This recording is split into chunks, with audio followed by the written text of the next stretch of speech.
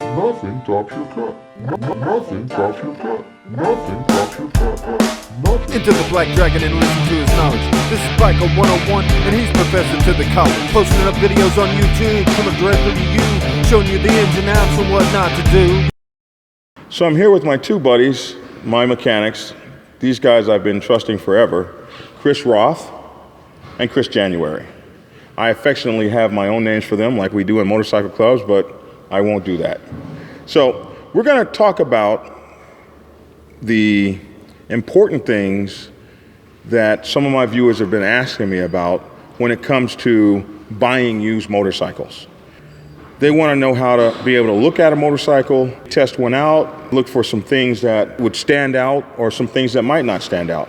So Chris is the service manager, this Chris Roth. And Chris, what do you have to say overall about buying used motorcycles? Well, one of the key things is tires, brakes, chain and sprockets, wear items that, the average person might not know is worn out. Oil leaks.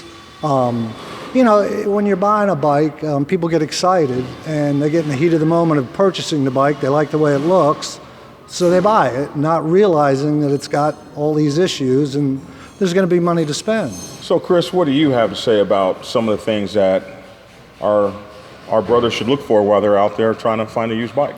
Well, I have to agree with everything that Chris Roth had to say. Your safety aspects of any motorcycle, tires, brakes, fluids, leaks, any of those kind of things are very important.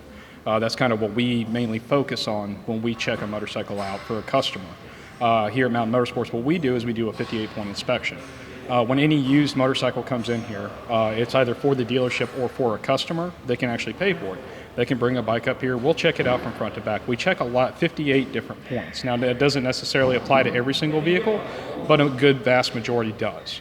And we're looking for anything that you can think of. And the biggest thing that we're looking for are, would we ride the motorcycle as a technician?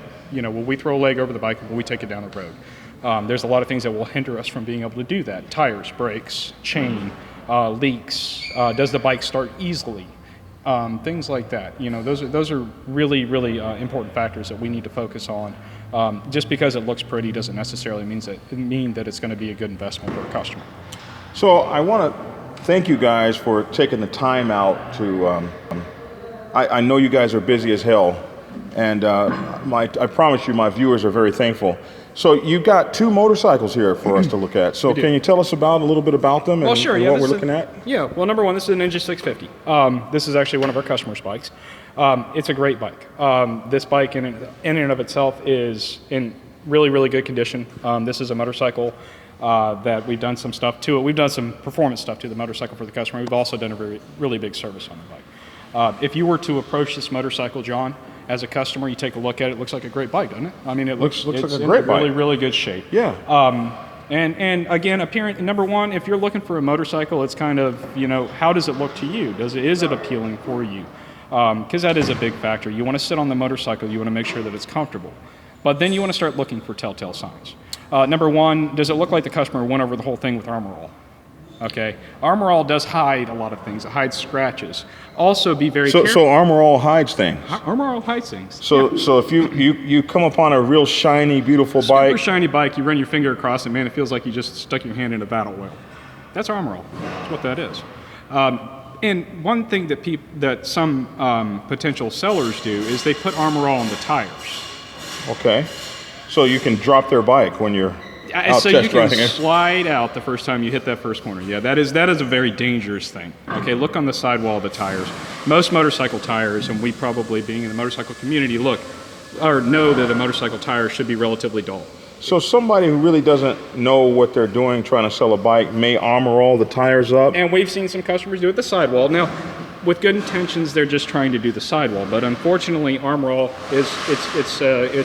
it's a liquid. It's going to bleed into the rubber. Right. Then it actually bleeds into the contact surface. Or if you're out testing it real hard and get leaned over. Yeah, they could have just freshly Armor All the tire, and next thing you know, you bought a bike. You just bought a bike. Right. Yeah, the way that you don't want to have to. Exactly. So, yeah, that's make sure it doesn't look like it's just overly just doused in Armor All, things like that, because they could. I'm not saying that everybody's doing this, because people could just be trying to clean up their bike. So if they did do that, would you just decline I wouldn't necessarily. No, that wouldn't. And number one, I wouldn't ride it home. Okay. But you would have to get new tires. Most of the time, you have to get new tires. Armor is really hard to get off the tires. Once it bleeds into the rubber itself, it does kind of. It causes the tires to be slick, even if you try to clean it as much as possible. You can try to clean it, you can get most of it off, but really the end result is the best thing you can do is go ahead and replace the tires. Okay. I don't care how much tread's left on them. So. Wow. So Chris, we have looked at this race motorcycle, this race bike, this Ninja, and it pretty much it checked out. We liked it. Shape, yeah. It's in great shape. It looks great. Sure. Yeah.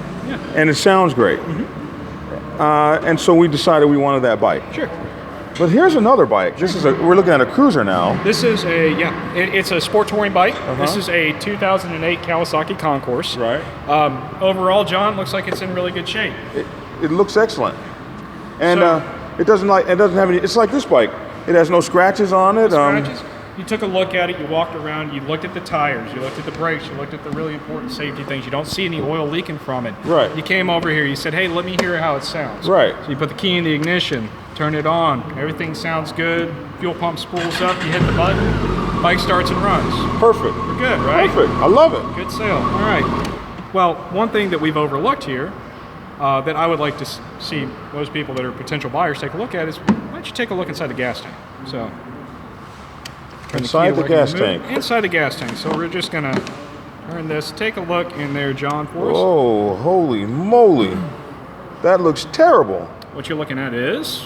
Rust. What's your rust inside there? It's probably flaking off into the injectors and everything. It does, yeah. You have a fuel pump inside your fuel tank, and so what's going to happen, what could potentially happen is your fuel pickup, your screen, your filter could get plugged because of all the rust. Right. The bike could stall on you while riding, or not want to start and leave you stranded.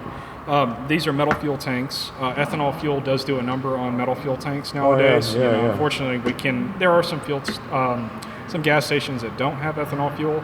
Few and far between. Few and far between, exactly. And so what it does is it just starts the process of corrosion and breakdown much faster than our older option of unleaded fuel used to do. And so we see this quite a bit. Yeah, this looks terrible in here. It does, yeah. So this is something that I don't necessarily think that all potential buyers might look for. I bought a lot of motorcycles, and I can't remember personally opening up the gas can. You only do it when you got to put gas in there. Right. So you come to take a look at a motorcycle, I can almost guarantee you the bike probably already has fuel in it, so you're probably not going to pop the gas cap. You're not going to take a look inside of there until you might have already purchased the motorcycle, taken it down the road to put some fresh gas in it, and then notice that, well, I just might have bought a very expensive fuel tank. Yeah. So.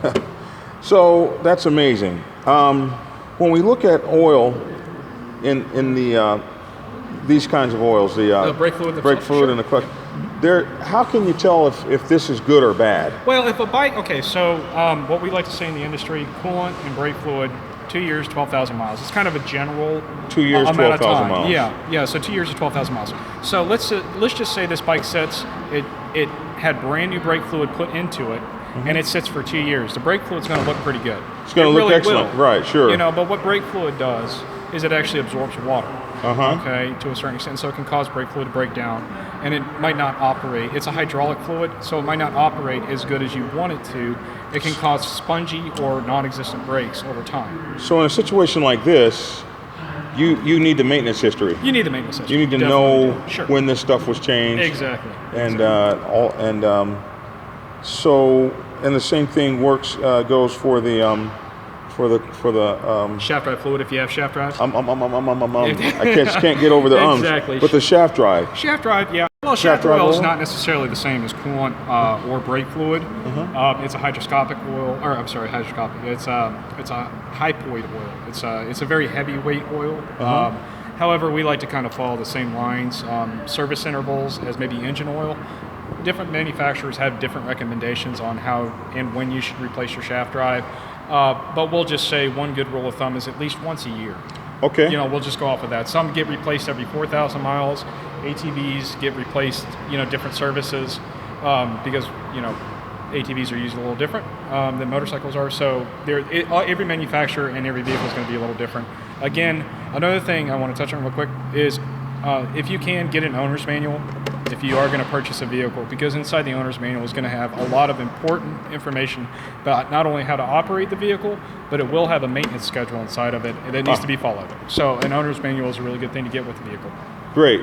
Now, let's say that I'm okay with a wrench, but I'm getting ready to sink $6,000, $8,000, $10,000 into this used motorcycle, or maybe even more. Sure.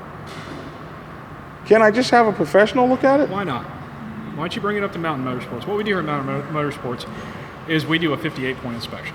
58-point inspection. 58 points, yeah. My God, what can you do? What are 58 points? Well, 58 points can start anything from just taking a look at a seat, but it's more than just taking a look at a seat. We're looking for tears. We're looking to make sure, maybe the foam isn't starting to compress or is full of water or something because of a tear that you can't see. Or if it's got a heated seat, we're making sure the heated seat works.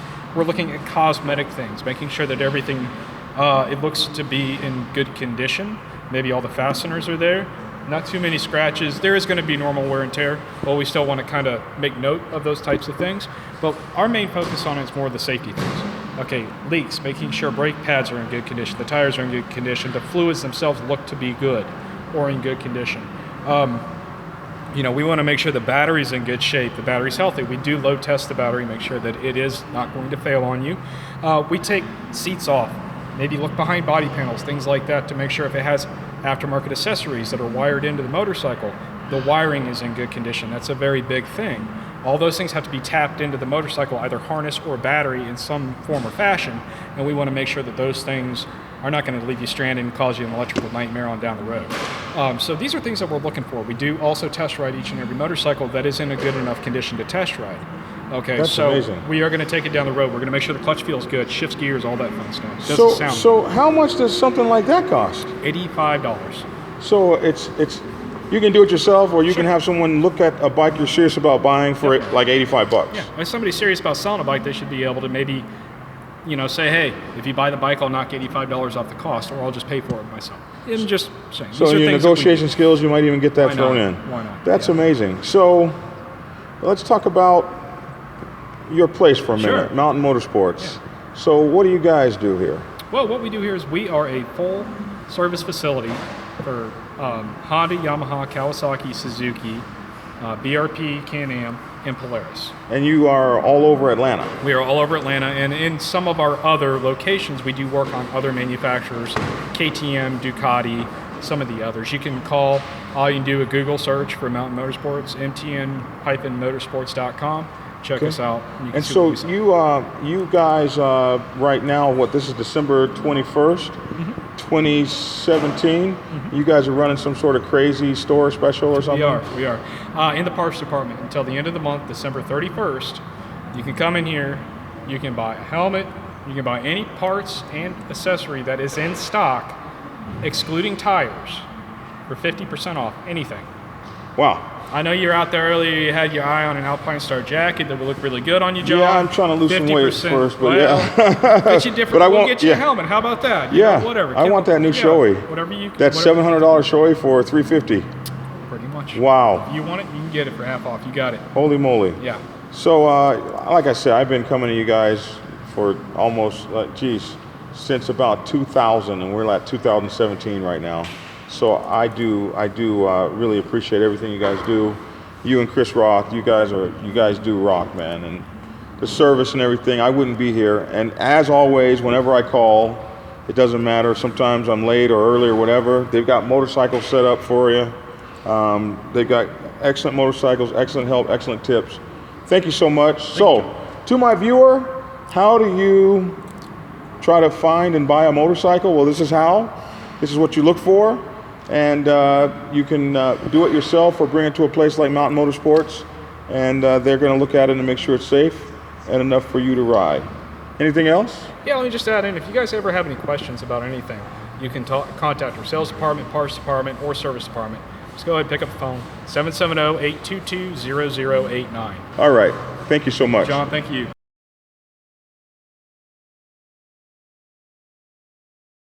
Nothing Nothing tops your cut. Nothing tops your cut.